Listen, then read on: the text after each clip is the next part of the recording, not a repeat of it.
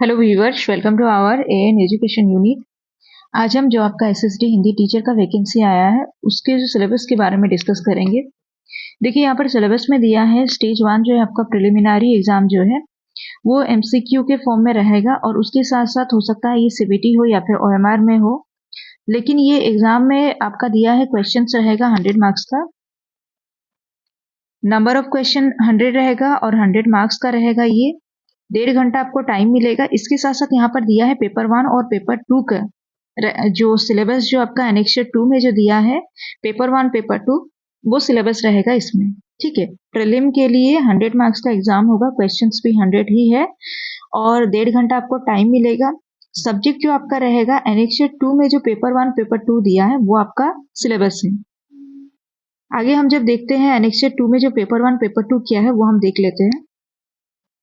पहली बात तो ये है कि जो एडवर्टाइजमेंट में दिया गया है, जो नोटिफिकेशन में आया है उसी के अकॉर्डिंग मैं बता रही हूँ। नोटिफिकेशन के अकॉर्डिंग कि आपका जो प्रीलिम्स है उसमें पेपर 1 पेपर 2 से जो है क्वेश्चंस रहेंगे वो आपके सिलेबस है। तो पेपर 1 में आपका आएगा जैसे कि जनरल नॉलेज है, करंट अफेयर्स, और यहाँ पर देखिए current events of state Odisha, मतलब ओडिशा का करंट इवेंट्स को आपको देखना है, ज्यादा फोकस उसी पर रखिएगा। नेशनल एंड इंटरनेशनल इंपॉर्टेंस, मतलब ओडिशा का करंट इवेंट्स जो है उसमें नेशनल और इंटरनेशनल इम्पोर्टेंस उसका क्या है, मतलब कोई भी इवेंट जो है वो कनेक्टेड हो सकता है आपका नेशनल और इंटरनेशनल इम्पोर्टेंस के साथ, लेकिन आपको करंट अफेयर जो है स्टेट का ही देखना है। ओडिशा का हिस्ट्री, इंडिया और नेशनल मूवमेंट कुछ देखना है। इंडिया का history, India and Indian national movement के ऊपर में कुछ देखिएगा। हिस्ट्री ऑफ ओडिशा, ये तो आपको पूरा सारा हिस्ट्री को ओवरऑल देख लेना है क्योंकि इसको सिर्फ स्टेट तक सीमित नहीं रखा गया है। Indian and world geography, Indian polity, तो ये जो है आपका जनरल पेपर आपको पता होगा, इससे पहले भी अगर आप लोग प्रीलिम्स एग्जाम दिए हैं तो ये सेम है, पहले जो था वही है। अरिथमेटिक से रहेगा, नंबर सिस्टम है, एचसीएफ एलसीएम रहेगा, स्क्वायर्स एंड स्क्वायर रूट वगैरह रहेगा, क्यूब्स रहेगा, रेशियो प्रोपोर्शन रहेगा। तो ये सब जो है आपका 10th लेवल तक का आपको देख लेना है। 8 9 10 अगर आप सही से देखें तो आपका हो जाएगा। उसके बाद देखिए रीजनिंग एबिलिटी में दिया है जो सेक्शन 3 में है, general mental ability, logical reasoning, decision making, data interpretation, ये सबसे रहेगा। ठीक है, रीजनिंग एबिलिटी भी जो है आपका पहले भी जो प्रीलिम्स एग्जाम हुआ है उसमें भी ये सिलेबस सेम रहा है। इंग्लिश में देखिए अनसिन पैसेज आएगा, उसके साथ साथ आपका ग्रामर का कुछ पार्ट दिया है, आर्टिकल से, प्रोनाउन से, वर्ब, टेंसेस, ये सब आएगा। इसके बाद में सेक्शन 5 में देखिए कंप्यूटर लिटरेसी, यानी कि कंप्यूटर का भी बेसिक नॉलेज आपके पास होना चाहिए। इसको भी आपको ध्यान में रखते हुए पढ़ना है। उसके बाद सेक्शन 6 में देखिए पेडागोजी है यहाँ पर,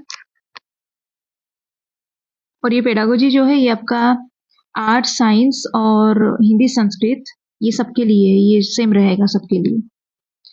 ग्रोथ एंड डेवलपमेंट से स्टार्ट है, चाइल्ड डेवलपमेंट आपका जो है ये आप लोगों का जो हाई स्कूल का जैसे कि आरएसटी वगैरह में जो सिलेबस था वो नहीं है, ऑस्टेट में जो था शायद वही सिलेबस, ऑस्टेट का सिलेबस है ये जो आपका चाइल्ड डेवलपमेंट है।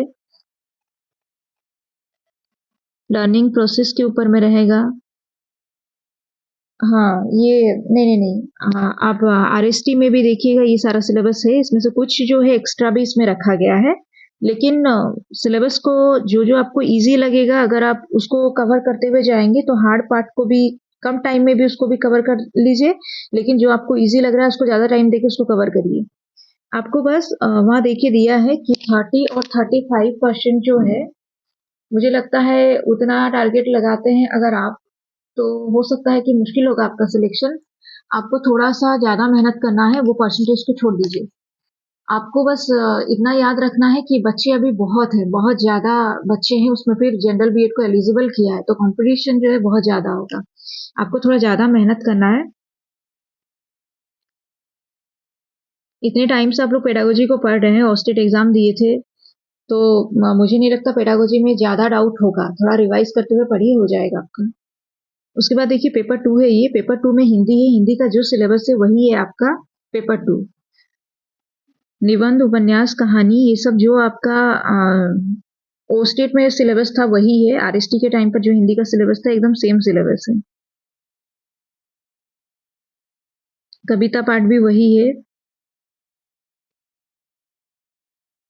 ग्रामर भी सेम रहेगा आपका, भाषा प्रयोग जो था वो भी वही है, जैसे था वैसा ही बिल्कुल है। तो हिंदी का सिलेबस ये अगर आप देखेंगे जो नोटिफिकेशन में दिया है, पेपर 1 और पेपर 2 दोनों से आपका प्रीलिम्स अगर होता है तो हिंदी का सिलेबस सेम रहेगा, और जो आपका होना चाहिए जनरल पेपर उसका भी सिलेबस मैं भी बता दी। उसके बाद जो आपका मेन एग्जाम होगा उसमें सिर्फ हिंदी रहेगा, क्योंकि मेन एग्जाम में पेपर 2 दिया गया है जो सिलेबस है। तो यही है आपका सिलेबस, जो आप लोगों का बहुत सारा डाउट था, आप लोग बार बार पूछ रहे थे। तो अब तो आपके पास और कुछ नहीं है कि हमें सिलेबस नहीं मिला है या नोटिफिकेशन नहीं आया जिस वजह से हम अभी पढ़ नहीं रहे हैं। तो पढ़ना शुरू कीजिए, थोड़ा मेहनत करते हुए पढ़िए, क्योंकि अभी तक आप लोग जो है हिंदी के सिलेबस को लेकर बैठे हुए थे, लेकिन अभी जो है आपको प्रीलिम्स भी क्लियर करना है, उसके बाद मेन के लिए आप लोग एलिजिबल होंगे। तो इसलिए थोड़ा मेहनत करते हुए पढ़िए, और अगर आप में से किसी को क्लास ज्वाइन करना है तो कॉन्टैक्ट डिटेल्स आपको मिल जाएगा, ज्वाइन कर लीजिए। और व्हाट्सएप ग्रुप का एक लिंक मिलेगा, वहां पर ज्वाइन हो जाइए, आपको ये पीडीएफ मिल जाएगी। और एक चीज ये एग्जाम का अच्छा है कि आपका इसमें कोई भी आ, ये नहीं है, अप्लाई करने में कोई फी लगेगा नहीं किसी भी कैटेगरी को। देखिए आप लोग अभी तक एलटीआर, पहले तो एसएसडी आया, फिर उसके बाद एलटीआर, फिर सबको लगा कि एलटीआर पहले आ जाएगा, लेकिन अभी देखिए एसएसडी आपके सामने में पहले है। तो ये मौका हाथ से जाने नहीं दीजिए, खूब अपने तरफ से मेहनत कीजिए ताकि इस बार आपका सिलेक्शन हो जाए।